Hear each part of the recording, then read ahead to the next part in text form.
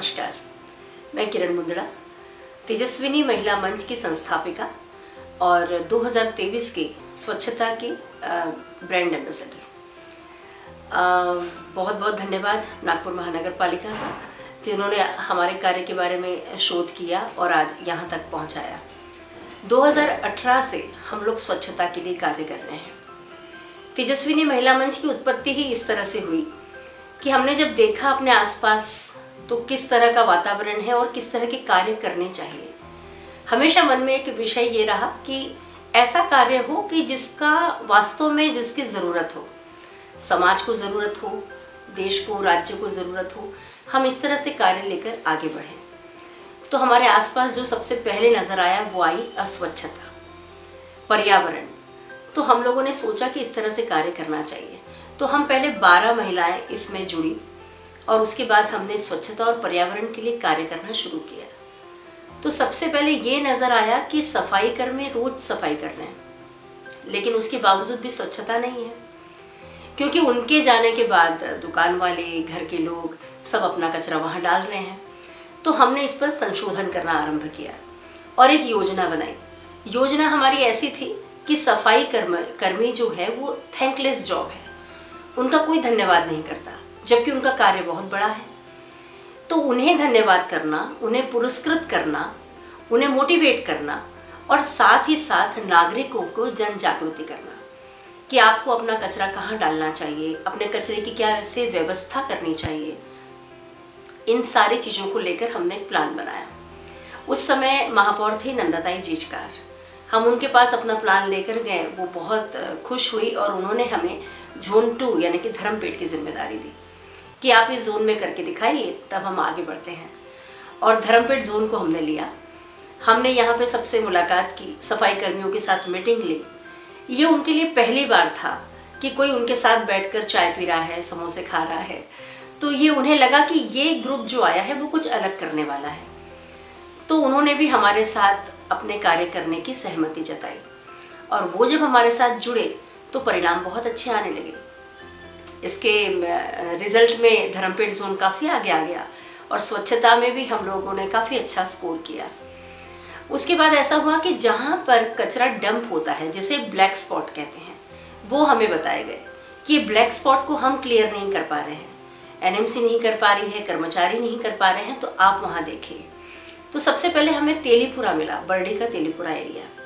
हम जब वहाँ पर गए तो वास्तव में आश्चर्यचकित हो गए, क्योंकि वो शहर की जाना माना एरिया और वहाँ पर रेसिडेंशियल भी और दुकानें भी, ये दोनों लोग मिलकर इतना कचरा कर रहे थे कि हमें भी ताज्जुब हुआ कि शहर है ये, नागपुर शहर 21वीं सदी का देश चल रहा है और इस तरह से कार्य हो रहे हैं, जबकि गाड़ियों की सुविधा हर घर और हर दुकान के लिए है। तब हमने वहाँ पर लोगों से मिलकर बात की। पहले तो उन्होंने हमें स्वीकार नहीं किया, लेकिन बाद में धीरे धीरे उनकी हमारे साथ भी दोस्ती हो गई और हमने सबके पीछे ये लगकर बताया कि आपको अपना कचरा अलग अलग रखकर कचरे की गाड़ी में ही डालना है।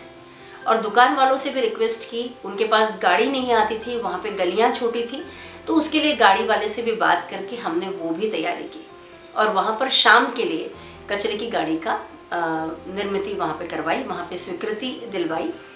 उस समय हमने ये कार्य किया।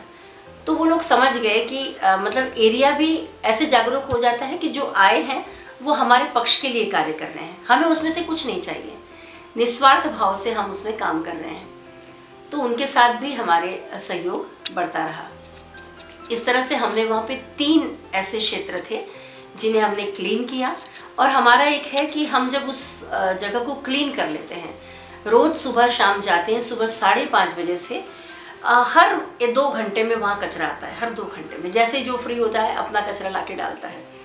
तो हमने उस सारी चीज़ों की स्टडी की और उसके बाद लगातार वॉच करने के बाद हमने ये किया कि अब जो लोग कचरा डाल रहे हैं, जिन्होंने हमने अपना बना लिया है, हमने उन्हें अपने लास्ट डे बुलाया, जिस दिन हमने सारा कुछ क्लीन कर लिया। इस बात को 3 महीने लगे जब हमने एक ब्लैक स्पॉट को क्लीन किया। सुबह शाम दिन रात बस एक ही लक्ष्य कि इस जगह को क्लीन करना है। तो जब हम वहाँ गए और लास्ट डे जो था वसंत पंचमी का दिन 2018, और हमने वहाँ पे रंगोली डाली और उसमें रंग भरने के लिए उन्हीं महिलाओं को बुलाया कि जो महिलाएं वहाँ पर कचरा डाल रही थी।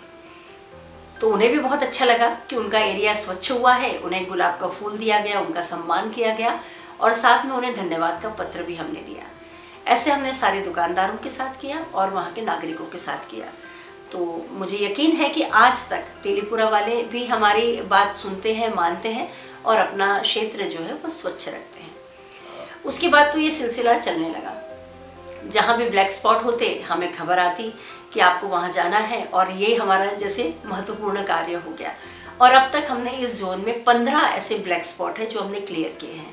कहीं हमने लैंडस्केप बनाया है, कहीं हमने नीम के पेड़ लगाए हैं और किसी तरह से उस जगह को क्लीन किया है, लोगों को अपना बनाया है और उन्हें सेग्रीगेशन की कि कचरा किस तरह से विभाजित करना है इसकी जानकारी दी है। तो इस तरह से हमारा रिजल्ट बहुत अच्छा आने लगा और स्वच्छता में हमारा भी उत्साह बढ़ा और लोगों को भी एक नई चीज़ की जानकारी मिली। उन्हें भी लगा कि उनके लिए कोई इतना चिंतित है, उनके स्वास्थ्य के लिए कोई इतना चिंतित है, तो वो भी हमारे होने लगे। स्वच्छता का ये कार्य करते समय कई सारे अनुभव आए, जैसे कचरे के ढेर में लक्ष्मी जी की मूर्तियाँ मिलना। ये हमें बहुत दुखद था हमारे लिए भी, तो हमने लक्ष्मी जी की मूर्तियाँ उठाना शुरू किया और ये किया कि अब इसका किया क्या जाए। तो फिर हमें एक ऐसे विद्वान व्यक्ति मिले कि जिन्होंने बताया कि लक्ष्मी जी की मूर्तियों का इस तरह से आप जल समर्पण कर सकते हैं।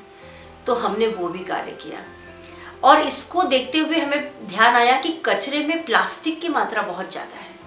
प्लास्टिक जो न कभी सड़ता है न जो कभी गलता है, ऐसे प्लास्टिक का क्या किया जाए।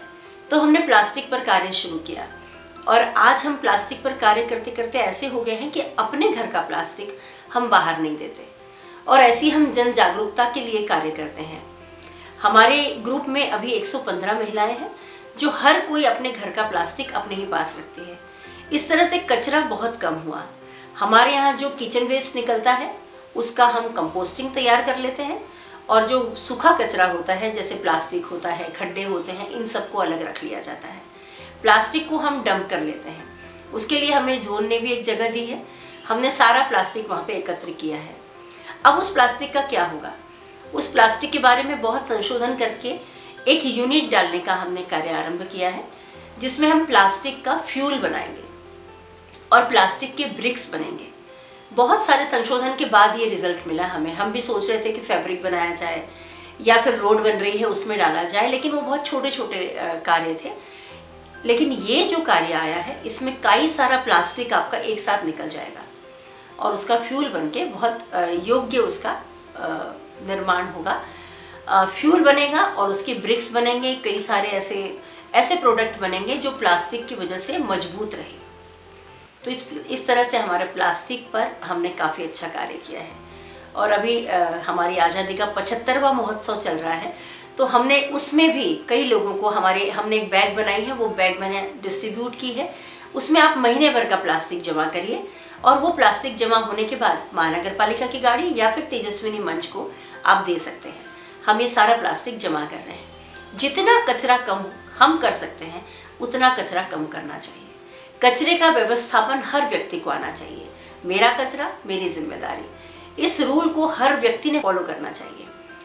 ये कैसे फॉलो होगा कि आप अवेयर हो जाइए कि आपके कचरे की वजह से कहीं बड़े बड़े पहाड़ तो नहीं खड़े हो रहे हैं। हर किसी को अपने शहर के प्रति बहुत लगाव होता है। हम कहाँ रहते हैं, वो शहर कैसा है, किस स्थिति में है, सभी चाहते हैं स्वच्छ हो, सुंदर हो, सुरक्षित हो और इसके लिए हम सबको मिलकर प्रयास करना चाहिए। हम तो ये कहते हैं कि हम जब किसी को पूछते हैं कि शहर किसका है, लोग कहते हैं हमारा है और हम कहते हैं हमारा मत कहिए, मेरा कहिए। जब हम बोलते हैं मेरा शहर है तो हम उससे जुड़ जाते हैं। जहाँ आप भावनाओं के साथ जुड़ गए वहाँ आपने कार्य करना शुरू किया। मेरा शहर, मेरी गली, मेरा मोहल्ला, मेरा एरिया, और इसी को लेकर स्वच्छ मोहल्ला, इसके लिए हम सब मिलजुल कर प्रयास कर रहे हैं। इसमें 2-3 चीज़ें जो बाधक बन रही है उसमें हम सबको अवेयरनेस चाहिए। हमें क्या करना होगा कि हमारा जो बचा हुआ भोजन है वो गाय को डाल देना, ये सबसे बड़ा बाधक है। इससे स्वच्छता बिल्कुल नहीं रहती, मतलब इससे अस्वच्छता फैलती है और आप गाय को जो डाल देते हैं कि हम गाय को दे रहे हैं, ये आपकी भावनाएं जुड़ी हैं। लेकिन हम आपसे निवेदन करते हैं कि गाय को इस तरह से भोजन देना बिल्कुल गलत है। आप प्लास्टिक में डाल देते हैं, आप किसी भी जगह डाल देते हैं, उस जगह पर हो सकता है पहले कांच बिखरे हो, पहले लोहे की कीलें वहाँ पर हो और गाय ने वहीं आकर खा लिया, वही उसके पेट में चला जाता है। तो आप क्या सोच रहे हैं कि हम पुण्य कर रहे हैं, लेकिन ये पाप हो रहा है। आपको निवेदन है कि आप गौशाला में जाकर गाय को दीजिए, हरा घास खिलाइए और इस तरह से कार्य करिए।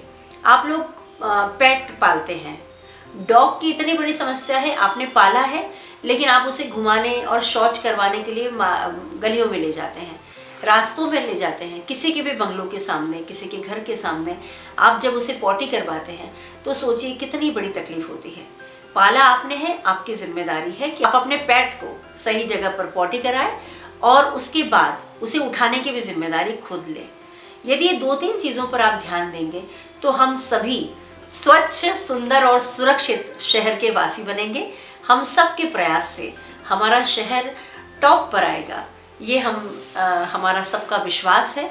और हम इसी तरह से छोटे छोटे कार्य करिए, इनके परिणाम बहुत बड़े होते हैं। और छोटे छोटे कार्यों में बस मेरा कचरा मेरी जिम्मेदारी, प्लास्टिक कलेक्शन और भोजन गाय को नहीं डालना है, प्लास्टिक का उपयोग नहीं करना है, इस तरह से हमें कार्य करना है। आप सभी का बहुत बहुत धन्यवाद।